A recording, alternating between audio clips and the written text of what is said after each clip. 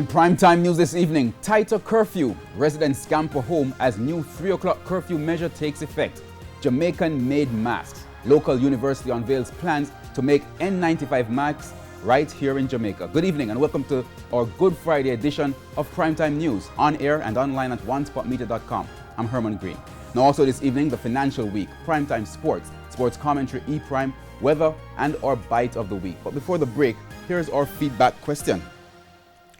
What did you do for Good Friday this year? You can share your comments online, facebook.com/televisionjamaica and tweet us at televisionjam. And please stay with us. Primetime News returns right after this break.